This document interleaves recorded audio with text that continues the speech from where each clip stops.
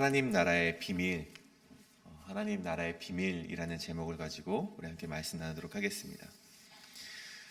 이 계속되는 마가복음의 말씀은 예수님의 기적에 대하여서 또 한 번 이야기하고 있습니다. 근데 이 기적은요, 그저 또 하나의 신비로운 사건으로 끝나는 것이 아니고 마가복음의 주제인 하나님 나라는 어떠한 곳인가, 그것에 대해서 집중을 하고 있습니다. 오늘 본문이 기록하는 회당장 야이로의 딸을 살리신 기적 속에서 단순히 생명을 살리신 예수님이라는 결론을 넘어서 이 말씀에서 우리에게 말씀하시는 하나님 나라의 모습은 어떠한 것인가, 우리는 이것을 알아차려야 된다는 것입니다. 그때 야이로가 경험했던 그 구원의 기쁨을 우리의 것으로 만들 수 있으며 우리 역시 하나님 나라 안에 참여할 수 있는 이가 될 수 있다는 것입니다. 오늘 말씀을 함께 묵상하며 그 하나님 나라의 비밀을 발견하시고 그 나라 안에 참여하시는 성도님 되시길 간절히 축복합니다. 그렇다면 오늘 말씀은요, 어떠한 말씀인가 하니 이 거라사 지방에서 귀신을 쫓아내시고 또 다시 가버나움으로 오신 예수님께서 이 회당장을 만나게 된 그 이야기로부터 시작이 됩니다. 오늘 읽지 않았지만 22절 말씀에 보면요, 이런 말씀이 있습니다. 회당장 중에 하나인 이 야이로라 하는 이가 와서 예수를 보고 발 아래 엎드려. 한국에는요, 이 아버지 학교라는 것이 있습니다. 다 들어보셨을 거라 생각을 합니다. 이 두란노에서 진행하는 이 아버지를 향한 이 기독교 교육이지요. 그런데 이 어떠한 교육인가 보니 이 가부장적인 문화와 사회적인 체면에 익숙한 아버지들에게 이 가정의 중요성을 알려주는 교육이었습니다. 올바르고 건강한 아버지의 상을 심겨주는 그런 교육이었는데요. 말로만 들었을 때는 단순히 아버지들을 향한 정신 개조 훈련처럼 보일 수 있지만 제가 그것을 직접 한번 보게 된 경험을 한 적이 있습니다. 참여를 하진 않았지만 옆에서 바라보았을 때 그동안 가정을 향해 무관심했던 자신들의 삶을 회개하는 아버지들의 눈물을 보게 되었습니다. 또 그 눈물 안에서, 또 그런 신앙 안에서 가족들을 되돌아보는 아버지의 모습을 보면서 단순히 이것은 정신 개조 훈련이 아니라 정말 반성하고 또 회개할 수 있는 참 좋은 프로그램이구나 라는 생각을 했던 적이 있습니다. 근데 비단 한국뿐만이 아니겠죠. 대부분의 아버지들이 그러한 눈물을 흘리며 믿음 생활을 한다는 것은요, 참 우리가 보기 쉬운 광경은 아닙니다. 참 쉽지 않은 경험이죠.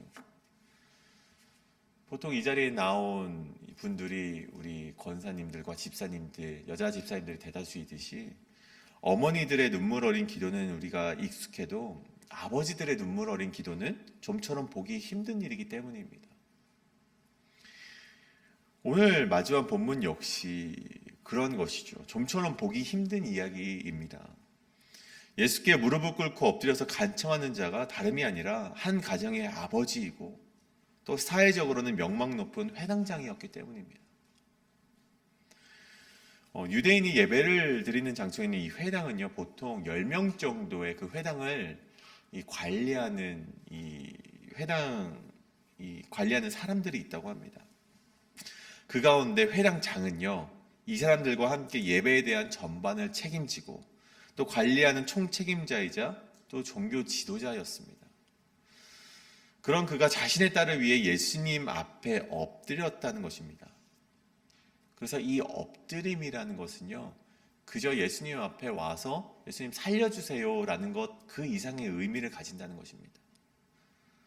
사회적인 체면을 내려놓은 것이고 누군가는 이 야이로를 향해서 문제 삼을 수 있는 그 문제를, 그런 위험을 감수하겠다는 결연함이 그 엎드림 속에 있는 것이고 또 무엇보다 예수님이라면 해결할 수 있다는 믿음이 그 안에 담겨져 있는 행위였다는 것입니다. 이 회당장 야이로는요, 모든 것을 내려놓고 예수님 앞에 엎드렸다는 것이죠. 저는 이 야이로의 엎드림이 우리의 엎드림이 되기를 간절히 소원합니다. 우리는요, 세상에서는 꽤나 잘 나가는 사람일 수 있습니다. 세상에는 믿지고 못 사는 사람, 무시받지 않은 사람일 수 있습니다. 우리 각자가 다 그런 존귀한 존재이죠. 하지만 우리 모두가요, 예수님 앞에서는요, 그 어떤 체면도 내려놓으시길 바랍니다. 어떠한 위험도 감수할 수 있다는 결연함과 예수님이라면 가능하다라는 믿음이 이 자리에 엎드림까지도 정말 당연한 그 엎드림이 될 수 있기를 간절히 소원합니다. 그런데 분명한 것은요, 그 엎드림으로 말미암아 하나님 나라의 놀라운 비밀이 야이로의 인생 가운데 펼쳐졌다는 것입니다. 오늘 우리가 이 두 가지 하나님 나라의 비밀을 나누게 될 텐데, 이 야이로에게 펼쳐졌던 두 가지 하나님 나라의 비밀, 그것을 살펴볼 때 우리 역시 야이로의 그 엎드림 속에서 하나님의 비밀을 찾아내시는 우리 성도님 되시길 간절히 축복합니다. 첫째로 이 하나님 나라의 비밀은 우리의 시간과 예수님의 시간은 다르다는 것입니다. 첫 번째 하나님 나라의 비밀, 우리의 시간과 예수님의 시간은 다르다는 것입니다. 35절과 36절의 말씀입니다. 아직 예수께서 말씀하실 때 회당장의 집에서 사람들이 와서 회당장에게 이르되 당신의 딸이 죽었나이다. 어찌하여 선생을 더 괴롭게 하나이까? 예수께서 그 하는 말을 곁에서 들으시고 회당장에게 이르시되 두려워하지 말고 믿기만 하라 하시고. 아멘. 이 앞전 말씀에 보면요, 예수님께서 이 혈루증 걸린 여인과 잠시 대화를 나누게 되는 것을 보게 됩니다. 그 대화를 나누는 시간 동안에 야이로의 딸이 죽음을 맞이하게 되죠. 야이로가 자신의 인생을 바쳐서 주님께 엎드렸음에도 불구하고 이 자신의 문제가 해결되지 못한 채 끝이 나버렸습니다. 근데 이와 비슷한 본문이요, 요한복음 11장에도 나오게 됩니다. 바로 나사로의 이야기죠. 나사로가 병이 들렸다는 소식을요, 예수님이 접하게 됩니다. 그리고 예수님께서 그곳에 가시니 나사로가 이미 죽은 지 나흘이나 경과되었던 때였습니다. 이때 예수님을 너무나도 사랑했던 마리아는요, 그 상실감에 예수님이 오셨다는 소식에도 불구하고 나와보지 않아요. 오히려 마르다만 나와서 예수님께 말하길, 주님께서 여기 계셨더라면 내 오라버니가 죽지 아니하였겠나이다. 이런 말을 하죠. 마르다가 생각할 때 이미 이것은 끝난 문제라는 것입니다. 그리고 예수님께서 너무 늦게 오셨음을 한탄하고 이 문제는 더 이상 해결할 수 없는 문제입니다 라고 고백한 것과 마찬가지라는 것이죠. 하지만 오늘 말씀에서도요, 이 야이로의 말씀 속에서도 또 나사로의 말씀 가운데서도 예수님께서 우리에게 분명히 말씀하는 것이 있습니다. 무엇입니까? 두려워하지 말고 믿기만 하라는 것입니다. 마르다에게도 이렇게 말씀하십니다. 나는 부활이요 생명이니 나를 믿는 자는 죽어도 살겠고 영원히 죽지 아니하리니 내가 이것을 믿느냐. 오늘 회당장에게 해주셨던 말씀을요, 똑같이 이 마르다에게도 전했다는 것입니다. 믿으라는 것입니다. 우리는 살아가며 만나게 되는 문제들을요, 주님께 맡긴다고 말을 합니다. 그리고 어느 정도 맡긴다고 생각하고 스스로 확신을 하죠. 하지만 그 생각조차 나의 계획의 틀에서는 벗어나기 힘들다는 것입니다.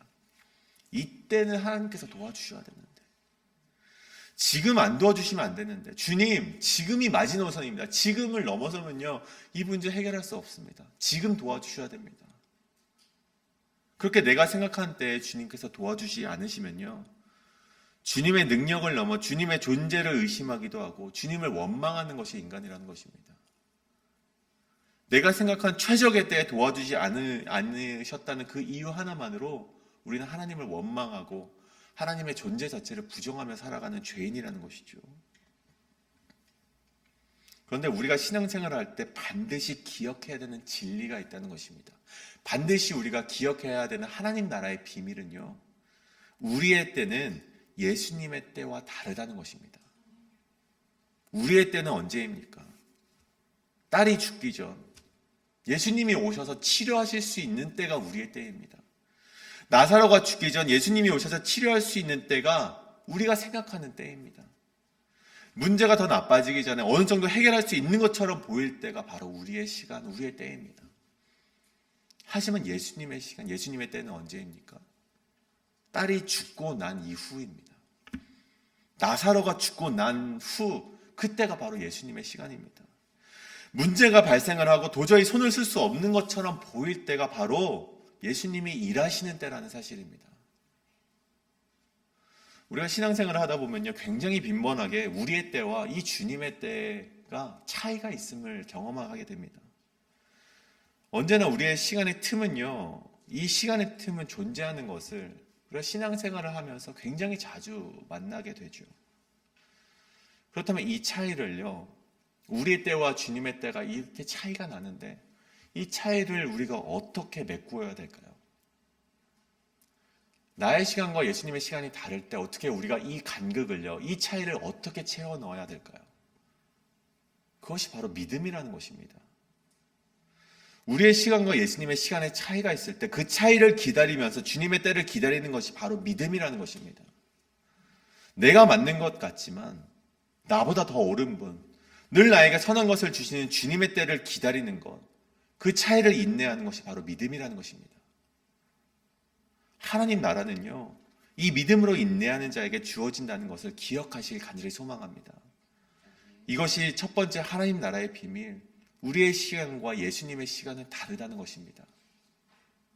그렇다면 이어지는 두 번째 하나님 나라의 비밀은 무엇인가? 믿음을 가진 자만이 생명의 기적을 맛본다는 것입니다. 다시 한번요. 두 번째 하나님 나라의 비밀은 믿음을 가진 자만이 생명의 기적을 맛볼 수 있다는 것입니다. 39절부터 41절까지의 말씀입니다. 들어가서 그들에게 이르시되 너희가 어찌하여 떠들며 우느냐? 이 아이가 죽은 것이 아니라 잔다 하시니 그들이 비웃더라. 예수께서 그들을 다 내보내신 후에 아이의 부모와 또 자기와 함께한 자들을 데리시고 아이 있는 곳으로 들어가서 그 아이의 손을 잡고 이르시되 달리다굼 하시니 번역하면 곧 내가 내게 말하노니 소녀야 일어나라 하심이라. 아멘. 회당장 야이로 집에 들어간 예수님께서 생명의 기적을 보여주시고자 합니다. 그래서 이 딸이 죽은 것이 아니라 잔다라고 표현을 하셨죠.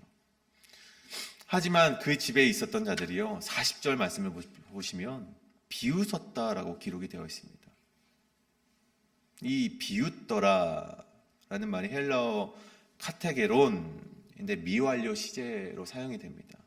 그 말인 즉슨 여전히 지금까지 예수님이 말씀하시는 그 순간까지도 그들은 비웃었다라는 것입니다. 이 비웃는 자들이 누구였을까요? 이 말씀 가운데 기록이 되지 않았지만 이 회당장이 어느 정도 사회적인 지위가 있었던 자였기 때문에 회당장의 친구들이었을 것이고 어느 정도 지위가 있는 자들, 품위를 지키며 살아가는 자들, 종교 지도자들이었을 것입니다.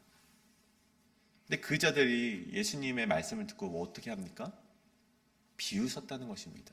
믿지 않았다는 것이죠.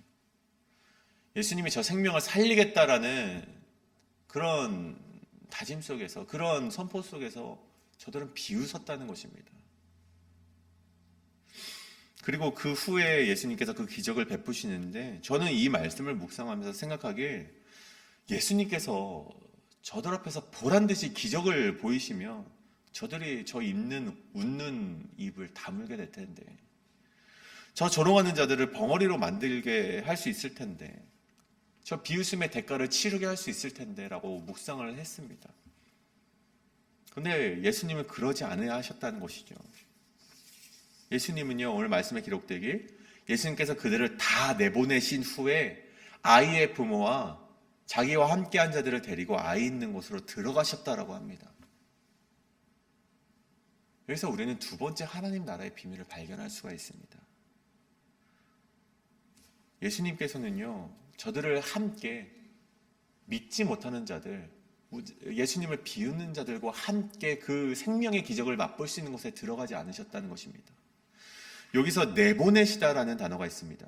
저들을 내보내시다는 단어로 에크발로라는 단어가 사용이 되어 있습니다. 이 단어는요, 예수님께서 귀신을 내어 쫓으시다 할 때 사용되는 단어입니다. 내던지다, 쫓아내다, 제외하다라는 뜻을 가지고 있습니다. 즉 비웃는 자들이요, 예수님의 말씀에도 믿지 못하고 비웃고 조롱하고 여전히 깨우치지 못하는 자들을 예수님께서 어떻게 하십니까? 끝까지 데려가시는 것이 아니라 내쫓으신다는 것입니다. 어디에서 쫓아내십니까? 생명의 기적을 체험하는 자리에서 내쫓으신다는 말씀입니다. 하나님 나라에 참여할 수 있는 특권을 잃게 하신다는 것입니다. 저는 참 이 하나님 나라의 비밀을 우리가 알게 됐지만 참으로 무서운 말씀이 아닐 수 없습니다. 그렇다면 그 나라는 누가 들어갈 수 있는가? 그 나라는요, 오늘 4절 말씀 계속 이어지는 그 말씀 속에서 아이의 부모와 또 자기와 함께한 자들을 데리고 아이 있는 곳으로 들어가셨다라고 말을 합니다. 아이의 부모가 누구입니까? 자신의 체면을 내려놓은 자, 문제가 될 수 있었지만 그 위험을 내려놓고 예수님 앞에 엎드린 자, 믿음으로 나왔던 그 야이로와 예수님 옆에 늘상 함께 있었던 자들이 들어갈 수 있는 나라가 바로 하나님 나라라는 것을 오늘 말씀이 우리에게 말하고 있다는 것입니다. 하나님은 오늘날 우리에게도 또 동일한 말씀을 부어주고 계십니다. 하나님의 방법대로 하나님의 때에 따라 우리에게 주시는 분명한 말씀이 있습니다. 그런데 그 말씀을 우리는 오늘날 비웃지 않는가 되돌아보기를 원합니다. 비웃는다는 것이 무엇입니까? 말씀이 주어졌지만 그 말씀을 무시하며 살아가는 자가 바로 비웃는 자입니다. 말씀이 우리에게 주어졌지만 그 말씀을 나중으로 미루는 자가 바로 하나님의 말씀을 비웃는 자입니다. 말씀이 주어졌음에도 나의 계획이 너무 커서 말씀보다 나의 계획을 우선시하는 자가 바로 그 말씀을 비우는 자입니다. 여전히 나의 체면이 중요하고 세상과 하나님 나라를 저울질하는 자, 하나님의 때를 나의 때로 맞추기 위해서 억지 부리는 자가 모두 비우는 자라는 것입니다. 사랑하는 여러분, 저는 오늘 우리가 야이로와 같은 믿음을 소유하게 되기를 간절히 소망합니다. 우리가 저 비우는 자의 모습으로 남아있지 않기를 원합니다. 하나님 나라는요, 때로는 앞이 캄캄하고 문제가 다 끝난 것처럼 보여도 그럼에도 하나님의 뜻이 있겠지, 하나님의 때가 있겠지 믿으며 기도의 자리로 나온 자들에게 주어지는 나라입니다. 그것이 바로 하나님의 나라입니다.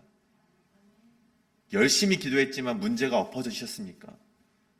그렇다면 그 문제가 끝난 것이 아닙니다. 하나님께로 더 나아가시길 바랍니다. 그 문제 너머에 계시는 하나님께서 내 생각보다 더 선한 길로, 더 올바른 길로 나를 인도하실 것을 믿으며 나아가시는 성도님 되시길 간절히 축복합니다. 오늘 함께 기도하며 나아가실 때 우리가 이렇게 기도하길 원합니다. 하나님, 우리가 하나님의 나라의 비밀을 소유하게 되길 간절히 소원합니다. 우리의 시간과 예수님의 시간이 다르다는 것을 우리가 꼭 기억하고 그 차이를 우리의 때와 예수님의 때가 틀리다면, 다르다면, 그 차이가 있다면 믿음으로 기다릴 수 있는 자가 되게 하여 주시옵소서. 또한 그 믿음을 가지고 살아갈 때 생명을 맛볼 수 있다는 사실을 날마다 기억하며 나아갈 때 하나님 나라에 들어갈 수 있음을 우리가 기억하는 믿음을 소유하게 될 수 있도록 우리 함께 통성으로 함께 기도하며 나아가도록 하시겠습니다. 기도합니다.